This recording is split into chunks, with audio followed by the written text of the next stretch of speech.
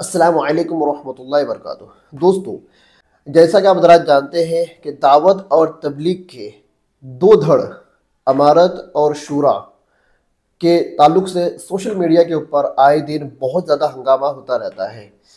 और जो हज़रात ना तबलीग से ताल्लुक़ रखते हैं, ना शूरा से, ना अमारत से, वो इस टॉपिक को बहुत ज़्यादा बढ़ावा देते हैं।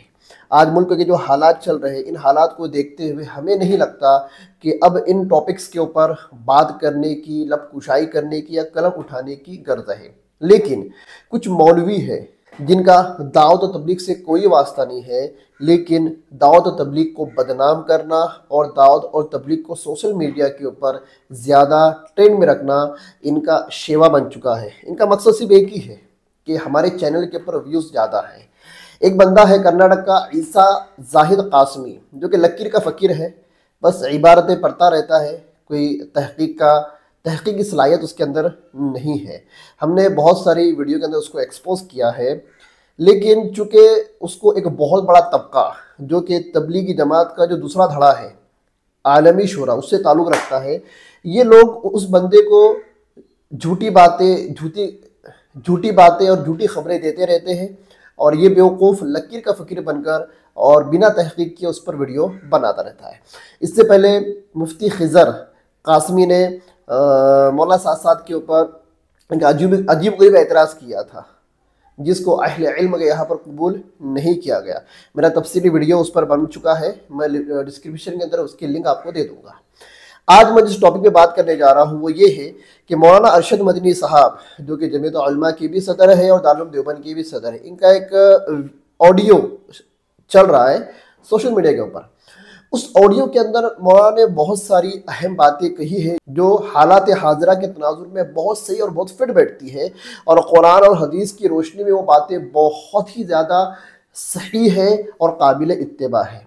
लेकिन मौलाना अरशद मदनी की उन बातों से ये जो दावत और तबलीग के दरमियान में जो दीवार है ना, वो दीवार ख़त्म होती नज़र आ रही थी। लेकिन कुछ पाखंडी मौलवी है, ये ईसा जाहिद कासमी की तरह, ये लोग नहीं चाहते कि दावत और तबलीग का, अमारत और शूरा का मैटर ख़त्म हो। इनका मकसद ये है कि बस इख्तिलाफ चलता रहे, हमको टॉपिक मिलते रहे, हम उसके ऊपर वीडियो बनाते रहें। बहरहाल, पहले मौलाना अरशद मदनी साहब की उस ऑडियो को आप मुकम्मल सुनिए। और ये जो ऑडियो जो आई है ये रिसेंटली है।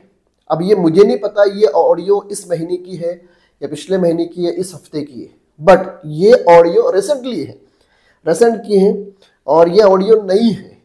मतलब वज़ातनामे और फतवे ये पुराने हो चुके हैं, ये ऑडियो नहीं है। अगर दारुल उलूम देवबंद का वही मौक़िफ़ होता कि मौलाना साहब गुमराही है या काफिर ही है, नाउज़ बिल्लाहि मिन ज़ालिक, तो मौलाना अरशद मदनी इस तरह की बातें नहीं करते। पहले आप मौलाना अरशद मदनी की पूरी ऑडियो सुन लीजिए, उसके बाद मैं आपको आगे समझाता हूँ। जो शख्स किसी को बुरा कहता है, लानत भेजता है, वो लानत अल्लाह का नबी फरमाता है उसके पास जाती है। अगर वो मुस्तहिक होता है तो जाके लग जाती है, ये मकसद है। अगर नहीं तो वापिस आती है। जो शख्स कह रहा है, झूठ बोल रहा है, उसके ऊपर लानत लगती है, तकफीर लगती है। गलत बात है, किसी को हक नहीं है। ठीक है, दो गुट हैं, आप इनकी तरफ हैं, दूसरे को आप ये कहें कि ये काफिर है, काफिर नहीं, कोई काफिर नहीं है। अल्हम्दुलिल्लाह सब नमाज रोज़ी को पढ़ने वाले हैं, सब मोमिन हैं, गुनाहों से बचने वाले हैं, तहज्जुद गुजार लोग हैं। अपने ईमान को और अपनी आखिरत को खराब न करो किसी को काफिर और फासिक कहते, इससे तौबा करो। हमारे तो सबसे ताल्लुकात हैं, वो हमारी दावत करते हैं तो हम दोनों के पास चले जाते हैं, हमें मौका होता है हम उनकी दावत करते हैं, बुला लेते हैं, कोई मसला नहीं है। आपको तबलीग के काम में तो कोई इख्तलाफ नहीं है, एक ही काम करते हैं, सब नमाज रोज़ा सिखलाते हैं, वो भी यही करते हैं, ये भी यही करते हैं। लेकिन आप ये कहें अपनी मोहब्बत में किसी की तरफ से दूसरे को काफिर, ये बहुत बड़ा गुनाह है। वो तो काफिर नहीं है, मगर तुम्हारे कहने वाले के ईमान का खतरा, कहीं खुदा उसे कुफ्र में मुब्तला न कर दे, फिस्क में मुब्तला न कर दे। ये मत करो। अपने साथिया से पूछो, बताएंगे। ठीक है, किसी से कोई गलती हुई, हमारे सामने मसला आया दारुल के सामने, दारुल ने उसके ऊपर फतवा दे दिया। उसने अपने उस गुनाह से या उस इल्म, उस चीज से जिसको वो सही समझता था, उस तरह कब वो सही नहीं थी, उससे रुजू कर लिया, मसला खत्म हो गया। आप अपनी दुनिया को देखते हुए अपनी आखिरत को खराब न करें। ये पैगाम है मेरा। मुझे तो बड़ा अफसोस हुआ कि सुनकर के दूसरे की तकफीर करना, अल्लाह, ये तो बहुत बड़ी तबाही को अपने सर के ऊपर खुद उठाना है। ऐसा मतलब दोनों हक पर हैं, दोनों हक पर हैं। इख्तिलाफ है, इख्तिलाफ होता हर जगह। दारुल में इख्तिलाफ हो गया तो दारुल बन गए, मदाहिल में इख्तिलाफ हो गया तो मदाहिल बन गए। ये थोड़ी है कि मैं अपने मत मुकाबले कर लगूं वो काफिर हो जाइए, तो बड़ी जहालत की बात है।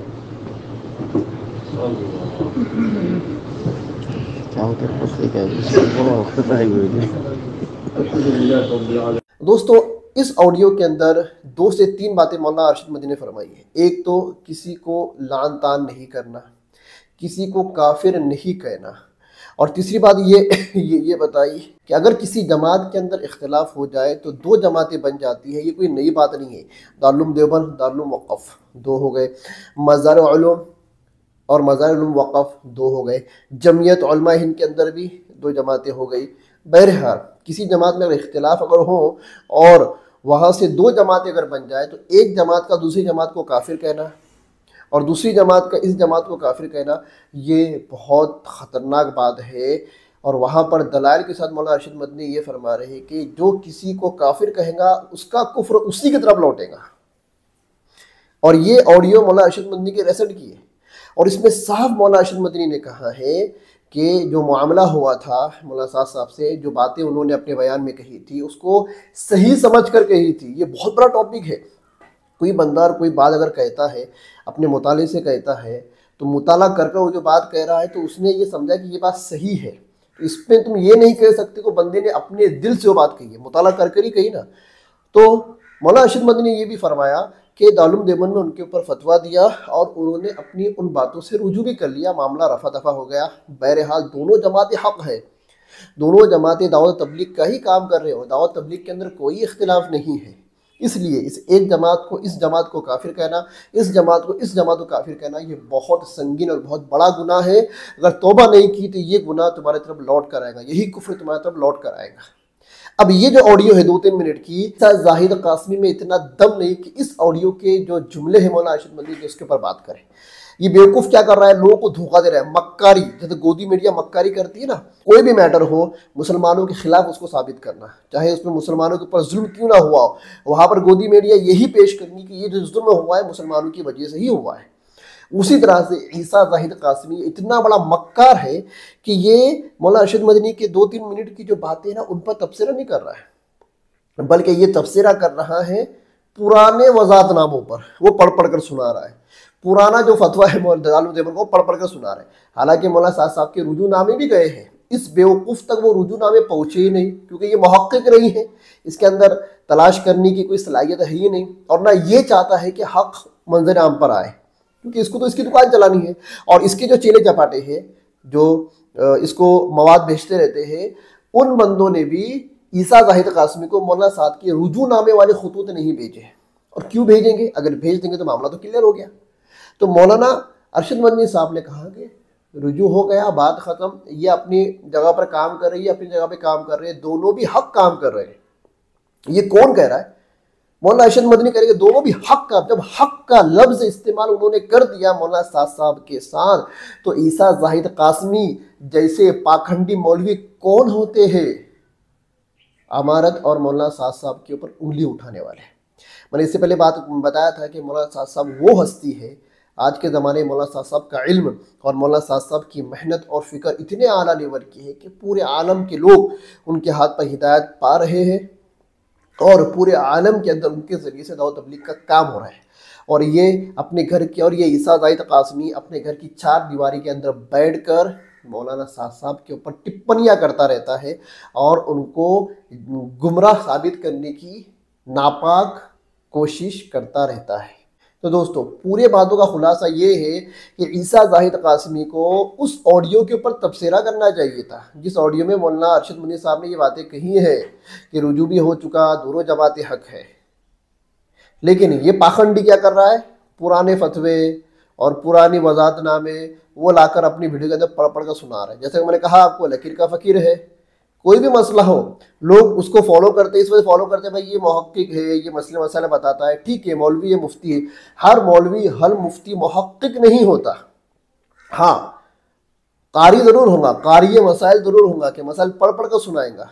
अब ये वही करता है, इसको कोई सवाल करता है ना, दारुल देवन की वेबसाइट पर जाएगा, फतवा बिन नूरिया की वेबसाइट पर जाएगा, वहाँ से वो जवाब लाएगा और पढ़ पढ़ के सुनाएगा। अब एक स्मृति ईरानी, अभी एक मसला इसने अपने चैनल के ऊपर डाला था। स्मृति ईरानी जो कहाँ गई, मदीना गई, तो वहाँ पर ये पाखंडी मौलवी उलमाए देवबंद के फतवे छोड़कर उलमाए अरब के फतवे सुना रहा है, जिसमें हम्बली भी है, मालिकी भी है और दीगर मज़ाहिब के लोग हैं, उनके फतवे सुना रहा है।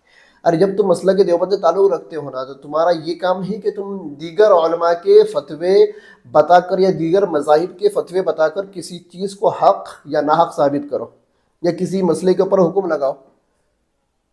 तो स्मृति ईरानी के ऊपर इसने जो वीडियो बनाया था ना, उसमें भी इसने जवाज़ का वीडियो बनाया था कि हाँ गुंजाइश है, फला के यहाँ गुंजाइश है, काफिर जा सकता है, हरम में जा सकता है, इधर जा सकता है, मदीना जा सकता है। बहरहाल मैंने सोचा उसके ऊपर वीडियो बनाओ, पर मैंने ज़रूरी नहीं समझा। तो आज का जो हमारा टॉपिक था मौलाना साद साहब के ताल्लुक़ से, मौलाना अरशद मदनी साहब का एकदम वाज़ेह स्टेटमेंट है, और सिर्फ मौलाना अरशद मदनी साहब का नहीं बल्कि मुल्क भारत के हज़ारों उलमा का है, और सिर्फ मुल्क भारत के हज़ारों उलमा का नहीं बल्कि पूरे दुनिया के लाखों और करोड़ों उलमा इकराम का ये मौक़िफ़ है कि मौलाना साद साहब हक़ पर है। बहरहाल बयानात के अंदर उनसे जो ऊँच नीच हुई थी उस पर उन्होंने रुजू कर लिया है, और बहुत सारी बातें जो मौलाना साद साहब की काबिल एतराज़ बताई जाती है उनमें तावील की गई है, और तावील कर कर उसको ज़बरदस्ती मौलाना साद साहब के ख़िलाफ़ साबित करने की कोशिश की गई। जैसे कि हुस्सामुल हरमैन बरेलवियों ने 5 से 7 उलमाए देवबंद के ऊपर कुफ्र के फतवे लगाए थे और उनकी इबारतों को तोड़ मरोड़ कर पेश कर कर लिख कर उसको भेजा था उलमाए अरब के पास। उलमाए अरब ने जब उसको पढ़ा, वहाँ पर उन्होंने उलमाए देवबंद का नाम नहीं लिखा था। किसी आदमी का अगर ये अकीदा हो, किसी आदमी का वो अकीदा हो, किसी आदमी का ये अकीदा हो, किसी आदमी का वो अकीदा हो, उलमाए देवबंद का नाम नहीं लिखा कि उलमाए देवबंद का ये अकीदा है, तो उलमाए अरब की क्या मजाल कि उलमाए देवबंद का नाम हो और उलमाए अरब कुफ्र का फतवा लगाए, क्योंकि आज भी उलमाए अरब हदीस की सनद के लिए उलमाए देवबंद के मोहताज है। बहरहाल, तो जिस तरह से हुस्सामुल हरमैन में मक्कारी के साथ, धोखे के साथ उलमाए देवबंद के ऊपर कुफ्र के फतवे लगाए गए हैं, उसी तरह से ये पाखंडी मौलवी ईसा ज़ाहिद कासमी, उसके रफ़क़ा और जो मौलाना साहब के मुखालिफिन हैं, वो ज़बरदस्ती मौलाना साहब की बातों को तोड़ मड़ोड़ कर आधी अधूरी बातों को पेश करके उसके ऊपर कुफ्र और गुमराही के फतवे लगाते हैं। बहरहाल वाक़या मुकम्मल साफ़ है, मौलाना अरशद मदनी के अल्फाज बिल्कुल साफ़ है, दोनों जमातें हक़ है, दोनों जमातें हक़ है। और मौलाना अरशद मदनी साहब ने ये भी कहा है कि रुजू भी हो चुका है। उन्होंने अपनी तरफ से उन्होंने अपने बयान में कुछ बातें कही दी थी, हमने उसके ऊपर फतवा दिया, उन्होंने रुजू कर लिया, मामला रफ़ा दफ़ा हो गया। ये मेरे अल्फाज नहीं, अब ऑडियो सुन लीजिए, मौलाना अरशद मदनी साहब के अल्फाज हैं। मेरे ये समझ में नहीं आता है कि ये पाखंडी मौलवी ईसा ज़ाहिद कासमी और उसके चेले चपाटों को ये बात समझ में क्यों नहीं आती। तो आज वक्त की सबसे बड़ी ज़रूरत ये है कि ऐसे पाखंडी मौलवियों के लिए दुआ करें कि अल्लाह ताला इनको अक्ल सलीम अता करे। हाज़ा मा इंदी इन उरीदु इल्ला इस्लाह मस्तताअतु व मा तौफ़ीक़ी इल्ला बिल्लाह। अस्सलामु अलैकुम व रहमतुल्लाहि व बरकातुहू।